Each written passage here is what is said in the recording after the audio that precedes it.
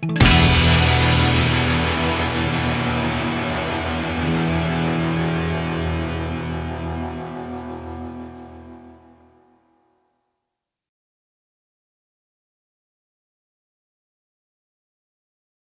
first thing is to understand a little bit about it. Do a little bit of research. You would never go into a business space, especially when you're thinking about advertising or marketing, without doing the proper research. So go and research. There's a lot more data and information out there now. After you do that, it does take a little bit of guidance to figure out where you want to go.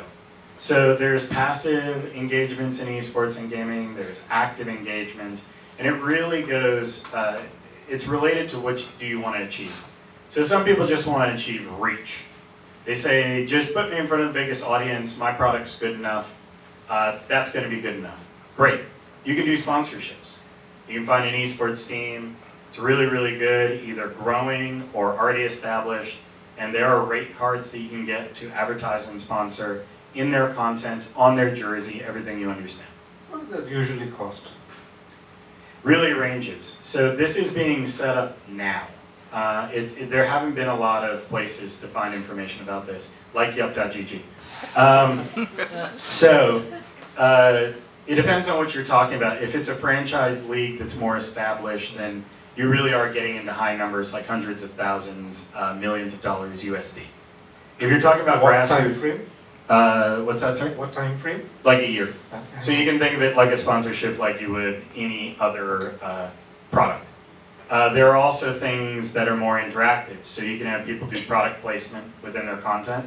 They can wear your brand during their content. There's a lot of different ways for you now to advertise and get yourself involved in esports. And then of course there is the real estate, which is I have underutilized properties. I want to get audiences through. Can I use esports in gaming? And the answer is a definitive yes. If you can hold an event, whether it's community or professional, you can get foot traffic through different areas. So it's a great way to strategize to engage youth, family, especially family, to get them down to your real estate, engaged in your real estate, more involved and engaged with your real estate, or as a business that needs to reach audience, get better engagement. Again, remember at the beginning of this, I spoke about Twitch. 4 to 8 hours of engagement a day. And it's not, TV and I walk out of the room, and then I walk back in and I don't know whether mom is watching, dad is watching, or kids are watching. You know the exact user that is watching our content because they've logged in. So you know their traits, you know what they like, you know what they don't like. They will actually give you feedback. It's a very, very powerful medium to use. I think on that point, I used to have a colleague who joined a company called Netflix. So I asked, hey, how's Netflix doing? And I think it was the CEO, was it Reed Hastings or something? Who actually said that Netflix's biggest competition comes not from like the Hulus and all that, but from esports, right? So I asked this ex-colleague and I was like, hey, how's Netflix doing this? And I said, what is a good user for Netflix? I asked him, right, and said, he said a good user spends about 26 minutes a day on Netflix. That's all? That's all. On Twitch, you have somebody who spends 4 to 8 hours, 10 million gamers spend a day, right? 20 million users spending an average of over 2 hours globally. For businesses, streamers actually, apart from skilled gaming, they actually develop their own personalities. And I can spend hours just looking about biography videos on Han Yong, on Daryl, just to know them, know their personal lives. So I think that businesses can tap onto their personalities. Even Cristiano Ronaldo can ambassador for a shampoo or razor products. All kinds of things. Yeah, and then I think recently a pro team was an ambassador of shampoo as well. So it really is a diverse range of products as well. As long as they target the right streamers based on their personality. Yeah, and can you speak a little bit about that interaction that you talked about? Like, for instance, Cristiano Ronaldo, I don't think anyone feels like they know Cristiano but for Forsen, he's a very good interaction, and even his Twitch chat has their own culture. They have, it's like it's like they have their own lingo. So only people who watch Twitch, they know like Pepe, Laugh, all that. Yeah. So it is a whole new culture, and the youths are really dominating it online. So being able to contribute to a prize pool is an amazing way for your brand to gain affinity with that community. If they know that you're literally supporting their players making more money, their favorite creators making more money, it's an amazing way to tie into a community. And you can participate on low level, like community events, again, all the way up to these professional levels that again are in like we're in tens of millions now for the top sponsorships that go to the top leagues and the top tournaments.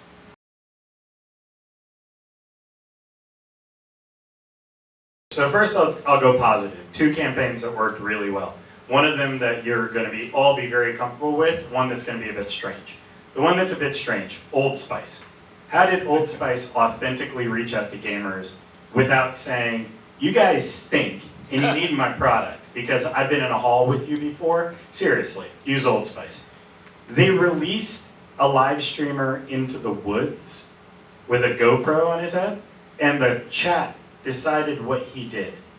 And Old Spice just had weird things all around these woods, and the chat decided what the Old Spice guy would go and do. So like try to start a fire, punch a tree, lie down in the woods, like all this stuff. And everybody was like, this is so strange, like why is this working? But because it was chat controlled, interactive, and it wasn't so brand heavy. There was Old Spice items in the woods, but it wasn't dominated by it.